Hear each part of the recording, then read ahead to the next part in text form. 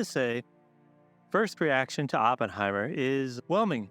It was good, but not quite the masterpiece the hype made it out to be.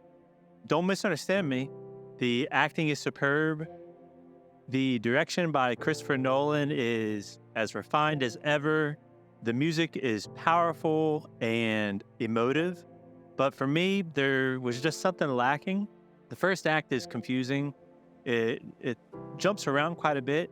It's kind of hard to get one's bearings because the editing is so all over the place. And time jumps quite a bit. And you really do have to get your footing when you're first watching this. The second act is where the movie really shines. The entire Los Alamos parts and where they're working on the Trinity Project, recruiting scientists. That entire second act was great, excellent. Best part of the movie. The third act is very spotty. The courts and Congress room drama, it drags at times. Other times it's really, really good and thrilling. The acting in this movie is incredible, excellent across the board. Cillian Murphy, he turns in a powerful performance as the lead. Robert Downey Jr. shows his acting chops as Strauss. And perhaps surprisingly, I think the best performance of the film very well may have been Emily Blunt, who turns in a fiery and passionate performance as Oppenheimer's wife, Kitty. The music in this movie was done by Ludwig Göransson. The music is good, but it does drown out much of the dialogue, and it's far too overpowering.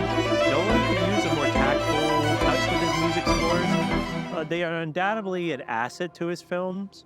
He has a great ear for great soundtracks for his movies, both in beauty and scope, but too often he allows their power to overwhelm the senses at the expense of hearing the characters on the screen. It was a problem here. It's been a problem with his other movies. It can be too much at times. The effects are very impressive, especially considering no CGI was used, though the actual Trinity test bombing scene was woefully underwhelming. The draw up to that was great. The way they built the suspense and the way everything was built up was excellent, but the actual Trinity test itself, very underwhelming, very disappointing. It just did not seem to match the scale that I was envisioning or hoping for. The movie is far too long, should have been about 45 minutes shorter, with the bulk of that being what they really should have cut. They should have cut the majority of the Strauss storyline. As good as Downey Jr. was, and he was incredible, he does deserve an Oscar nomination for his role. Even with that said, it still should have been cut. I think it would have been a much better film if most of that was cut. The communist side plots just weren't as interesting or enthralling as the story of the bomb itself and its fallout. As said, cast was incredible. In purely acting quality terms, it's absolutely one of the most well-acted casts in the history of cinema. No exaggeration. I think it is one of the best overall casts for a movie I've ever seen. Gary Oldman as Truman was a nice surprise. He gives a short, convincing look at Truman and kind of how blunt Truman can be. I think he calls Oppenheimer a crybaby. So it kind of gives you a little glimpse into Truman's demeanor. Casey Affleck, another small role in this, was surprisingly chilling in his role.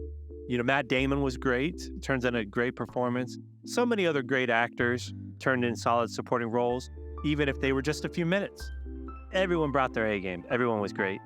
While I wasn't a fan of the editing, I realize I may be in the minority with this take. I would love to see a linear cut of this movie. Was not a fan of the way the jumping timelines back and forth. But the cinematography was excellent by Hoyt van Hoytema. It's a beautiful film to watch. The set designs, costumes, the color is all gorgeous. One of the most powerful scenes in the movie is after the bomb is dropped. Oppenheimer is in the gymnasium, surrounded by a crowd of cheering Americans, thrilled with the success. You can see Op's internal struggle as he tells the crowd he just wishes they could have used the bomb on the Germans. But you see his internal struggle because you can see we don't really feel he really believes that. He says it, but he doesn't really feel that. He doesn't really mean what he's saying. He has disturbing visions of skin peeling off of people, smoke, and the people vanishing or being vaporized. I think this was the biggest lost opportunity of the film. I understand the logic and rationale of only focusing on Oppenheimer, But I think not including any Japanese perspective was a huge mistake, both emotionally for viewers and pragmatically for contributing to the real story, the narration of what happened.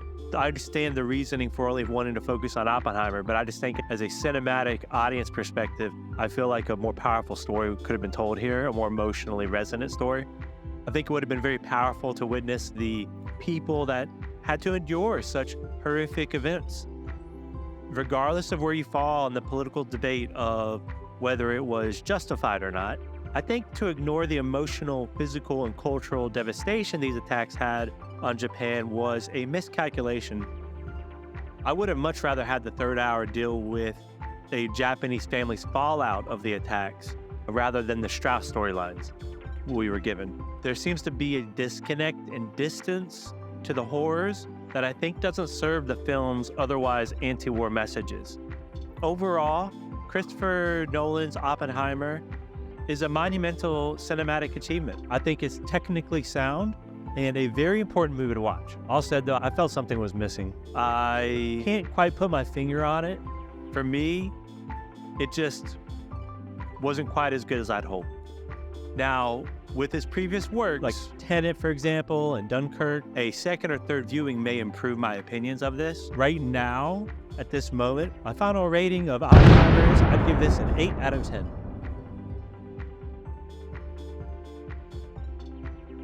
All right, well, thanks for listening. Hope you enjoyed the review, and y'all take care. Bye-bye.